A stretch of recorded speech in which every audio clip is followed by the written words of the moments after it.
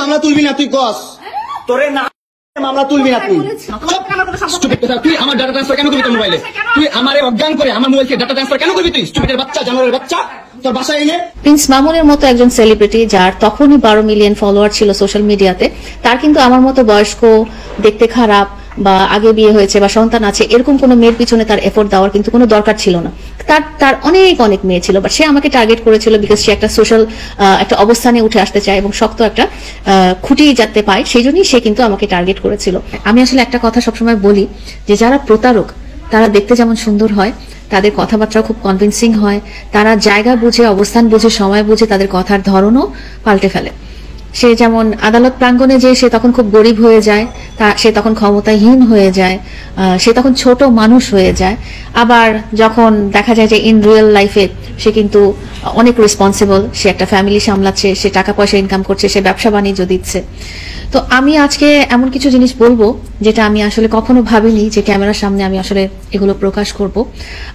আমি ততদিন চেষ্টা করে গেছি যতদিন আমি ভেবেছি যে হ্যাঁ আল্লাহ তাআলা হয়তো কোনো না কোনো ভাবে আমাদের সম্পর্কটা ঠিক করে দিবে এবং সম্পর্কের মধ্যে যে সম্মানের জায়গাটা আছে সেটা আমি রাখবো। তার শেষ লাইফটা নিয়ে শেষ এবং তার আগের লাইফটা নিয়ে সোশ্যাল মিডিয়াতে অনেক কন্টেন্ট ক্রিয়েটরই তার জন্য সহমর্মিতা প্রকাশ করে অনেক ভিডিও বানিয়েছেন এবং অনেক অ্যাকুজিশন দিয়েছেন আমাকে যে কেন আমি মামুনের এগেইনস্টে স্টেপ নিচ্ছি। তো আপনাদেরকে আমি বলতে চাই যে আপনাদের কাছে মামুন হঠাৎ করে ইমোশনাল কথাবার্তা দিয়ে খুব হিরো হয়ে গেল। একটা টাইমে আপনারাই ওকে নিয়ে অনেক ট্রল করতেন এবং তার আসল রূপগুলো ধরে তোলার চেষ্টা করেছেন। তো যারা ভুলে গেছেন ব্যাক টু 2020-2021 সালের কথা, তাদেরকে আমি মনে করিয়ে দিতে চাই যে কিশোর গ্যাং 143 গ্রুপের লিডার প্রিন্স মামুন। আমি এই মুহূর্তে টের পাচ্ছি যে প্রতারকরা আসলে জায়গা বুঝে বুঝে তাদের চাল এবং তাদের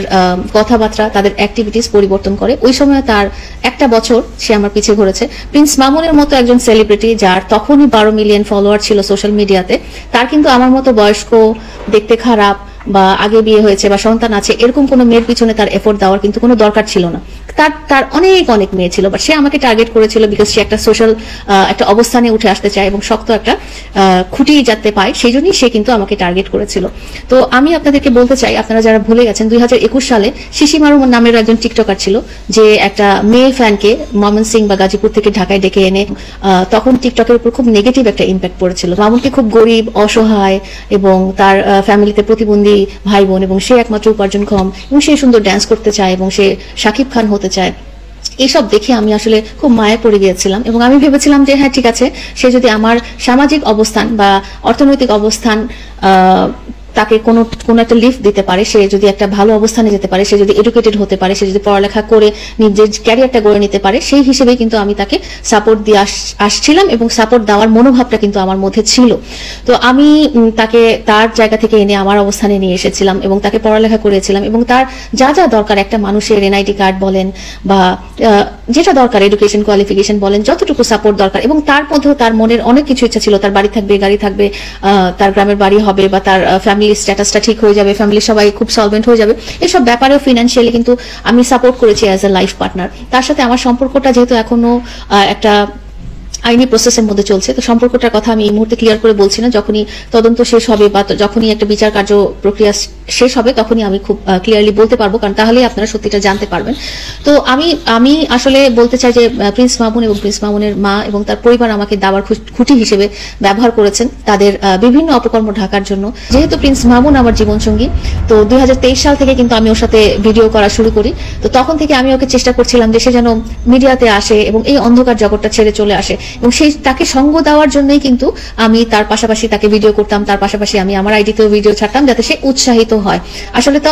আমি নিজে একটা কর্পোরেট ওয়ার্ল্ডের বাসিন্দা এবং আমার এই কর্পোরেট ওয়ার্ল্ডে আসলে ভিডিও করার কোনো দরকার নেই, কারণ প্রিন্স মামুন আসার আগেও আমার একটা খুবই জৌলসপূর্ণ জীবন ছিল এবং এখনো আছে। এবং একটা জিনিস দেখবেন যে প্রিন্স মামুনের যতই আপনারা তো দেখেছেন যে আমাকে মেরেছিল এবং যতই অপরাধ আছে না কেন আমি যখনই সেটা সোশ্যাল মিডিয়াতে প্রকাশ করতে চাই তখন একদল গ্রুপ জিনিসটা ট্রলের পর্যায়ে নিয়ে যায় এবং জিনিসটা যাতে সিলি হয়ে হয়ে যায় বা লোকজনের কাছে গ্রহণযোগ্যতা হারায়, সেই হিসেবে তারা ভিডিও করতে থাকে। প্রিন্স মামুনের এগেইনস্টে যখন আমি শারীরিক নির্যাতনের মামলা করলাম, তখন বাংলাদেশের সমস্ত বড় বড় টিকটকার কিন্তু প্রিন্স মামুনের ফরে হয়ে ভিডিও করলো। একটা জিনিস দেখলো না যে অপরাধ যেটা করা হয়েছে সেটা অপরাধী, সেটা কোনোভাবে ট্রলের ব্যাপার না, এবং সেটা আইনত দণ্ডনীয় অপরাধ সে আমার সাথে করেছিল। কিন্তু তারপরেও দেখা গেছে যে বাংলাদেশে মিলিয়ন 7-8 মিলিয়ন্সের ফলোয়ারের অধিকারী টিকটকাররা এই জিনিসটা খুব সিলি পর্যায়ে নিয়ে গেছে, এবং তারা একটা হাস্যরসাত্মক, একটা ব্যঙ্গাত্মক একটা মানে ইভেন্টে পরিণত করেছে যে আমাকে মেরেছে, সেটা নিয়ে ওরা ফানি টিকটক করেছে। এবং ওকে আমি ও যে আমার উপর শারীরিক অত্যাচার করেছে সেটার এগেনস্টে যখন আমি অভিযোগ করেছি, তখন তারা পুরো মিলিয়ন ফলোয়ারের টিকটকাররা বা সোশ্যাল মিডিয়ার যারা কন্টেন্ট ক্রিয়েটার আছে, যারা 143 গ্রুপের সদস্য, তারা আমার এগেনস্টে একটা মিডিয়া ট্রায়াল, একটা না অনেকগুলো মিডিয়া ট্রায়ালের সৃষ্টি করে, যাতে পুরো সোশ্যাল মিডিয়াটা আমার এগেনস্টে চলে যায়।